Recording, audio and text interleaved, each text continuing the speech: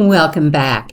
There are at least 8 reasons why I choose to remain single after starting over on Social Security.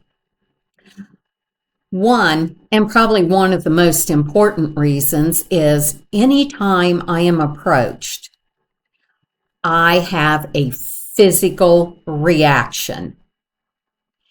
Now, to me, that is my body warning me that that is not something I should be doing.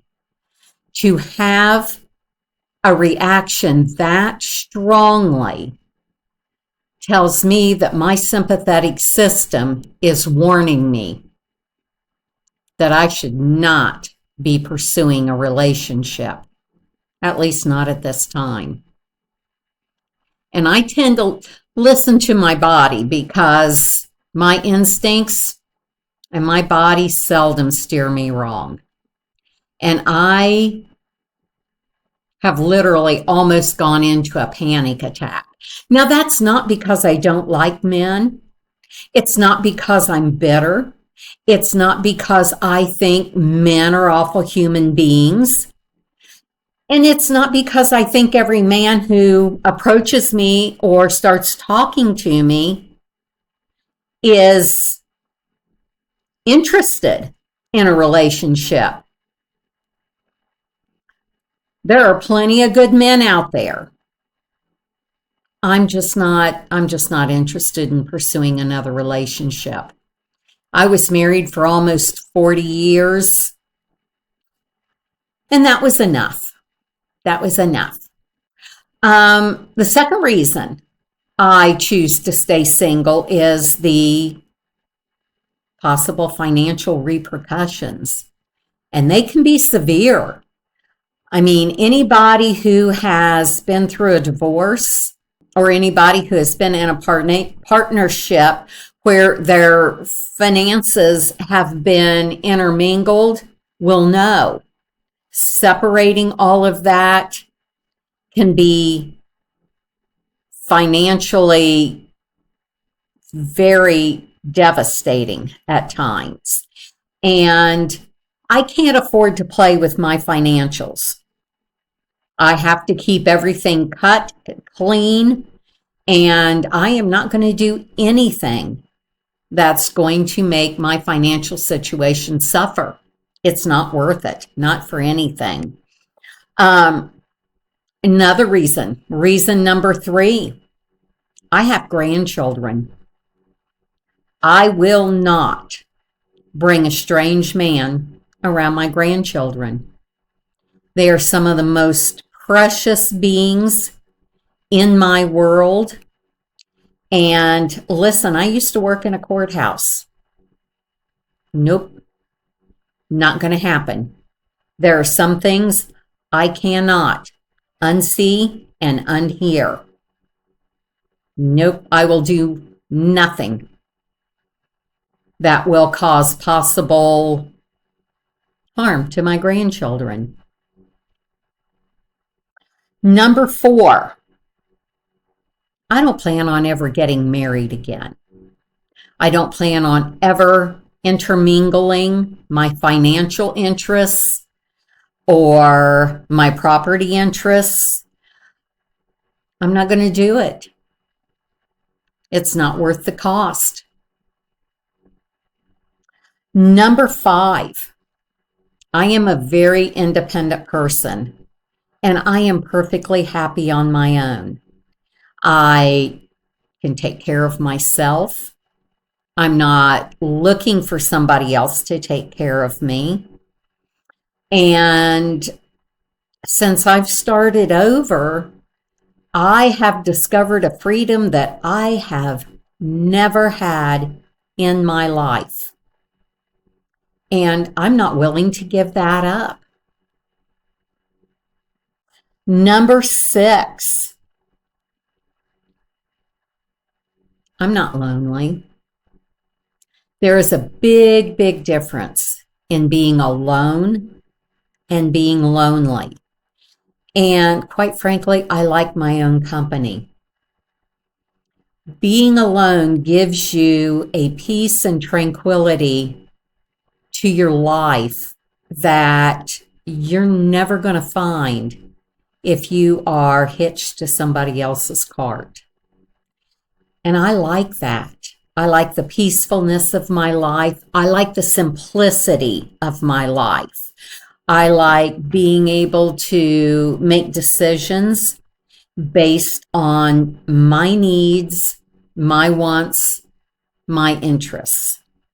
So yeah, I don't feel lonely. I don't feel like there's anything missing from my life. I have a very full, a very happy life.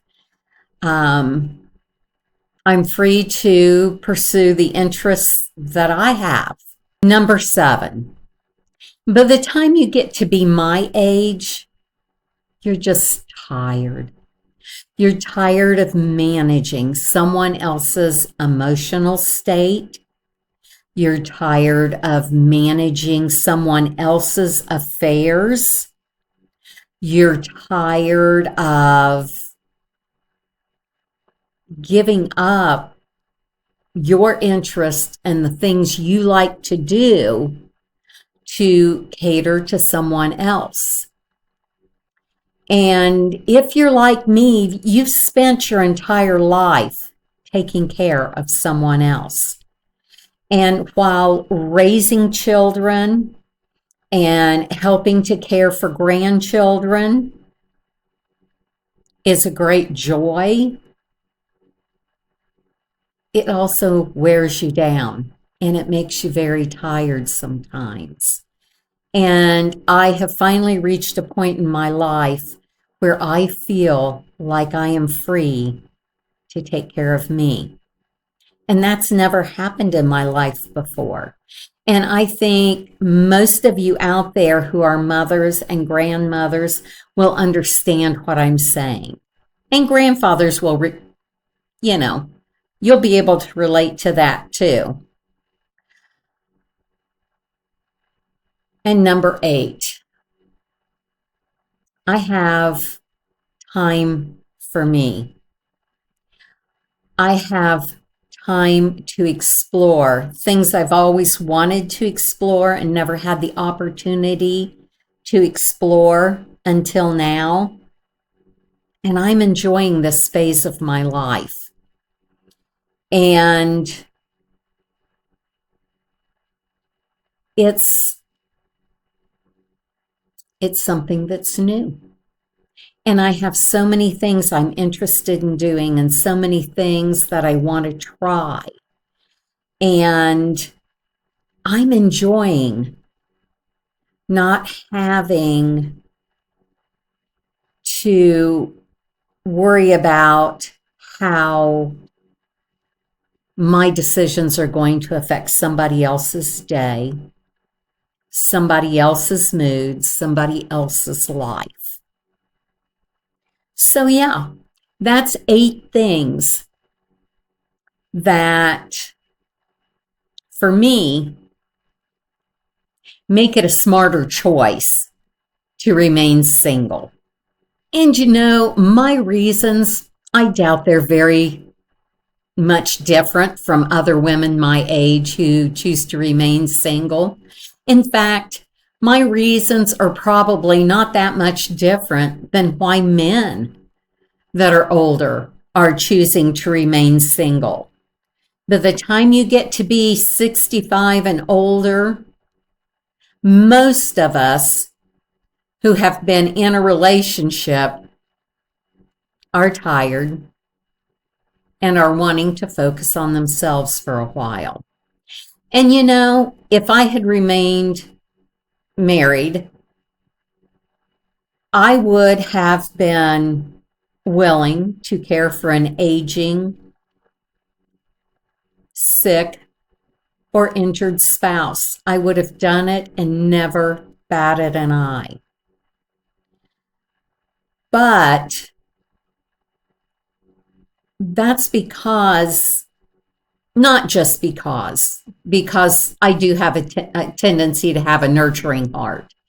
And I do feel responsible for taking care of people around me.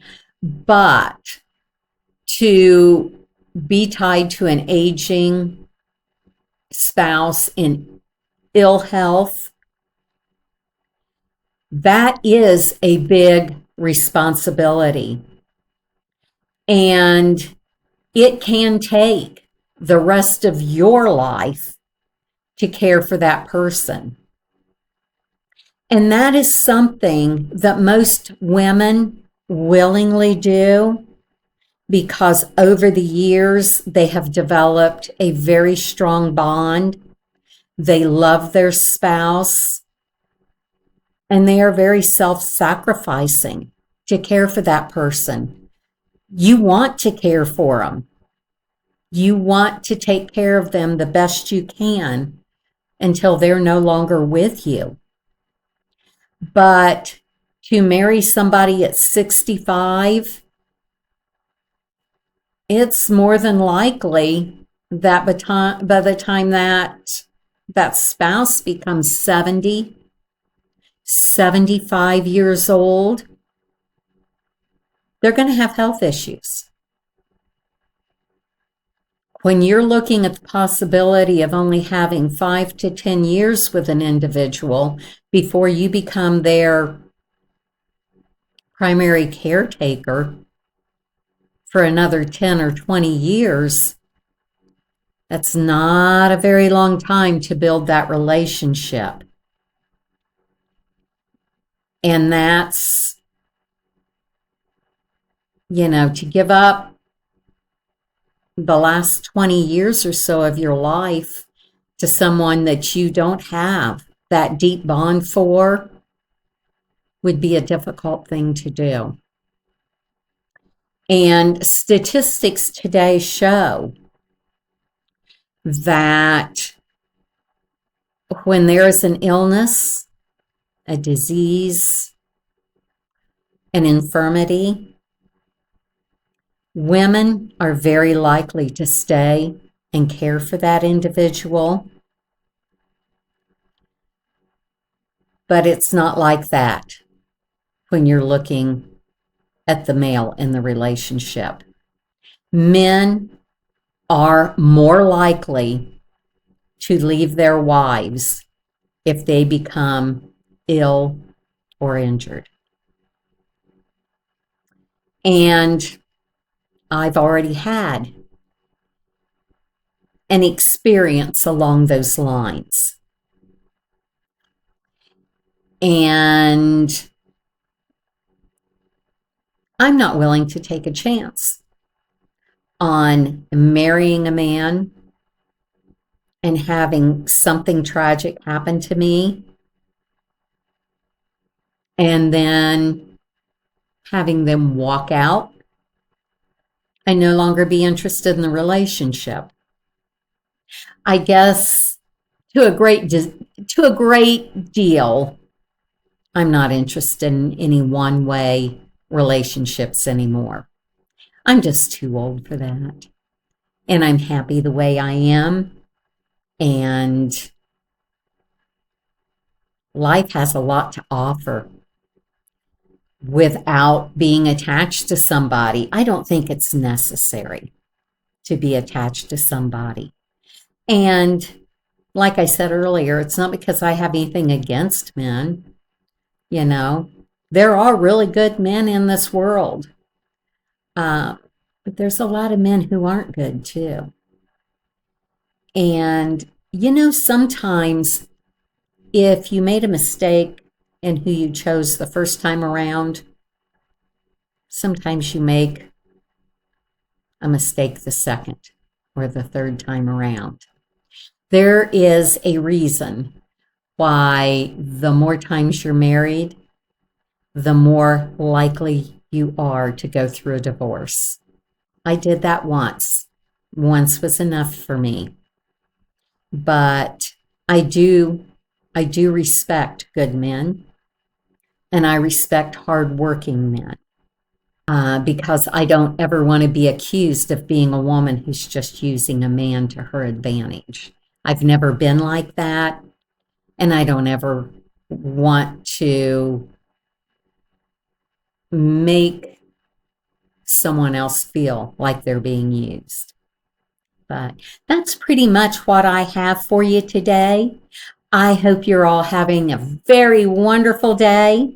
Spring has finally arrived, and it always puts a little bit of a spring in my step. So you come back and see me, and we'll talk again soon. Bye bye.